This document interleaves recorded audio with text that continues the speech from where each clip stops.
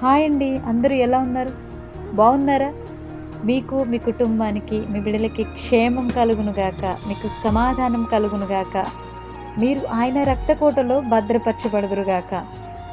దేవుని వాక్యం ప్రతిరోజు చదవగలుగుతున్నారా? చదవకపోతే ఏం కోల్పోతున్నారో తెలుసుకుంటారని ఆశిస్తున్నానండి. అయితే ఈనాడు అనేక మంది ఇంతటి శ్రేష్ఠ గ్రంథమును నిర్లక్ష్యం చేస్తుంటారు. ఆయన నీ ఎడల కలిగి ఉన్న ప్రణాళికలు ఏమిటో నీవు గ్రహించగలవు. కొంతమంది నెలల తరబడి, సంవత్సరాల తరబడి బైబిల్ తెరవరు, చదవరు. అందువలన చాలామంది తమ జీవితాలలో దేవుని చిత్తమును గ్రహించక తప్పుడు నిర్ణయాలు తీసుకుంటున్నారు. దేవుని ప్రేమను గుర్తించక లోక ప్రేమలో తమ జీవితాలను వ్యర్థపరుచుకొంచున్నారు. నిరీక్షణ లేని బ్రతుకును కన్నీటితో నింపుకొంచున్నారు. అయితే దేవుని బహుమానమైన బైబిల్ను చదవడం ద్వారా, పాటించడం ద్వారా జీవితాలు ఆశీర్వాదాలుగా మారుతాయి, ఆశీర్వాదాలతో నింపబడతాయి.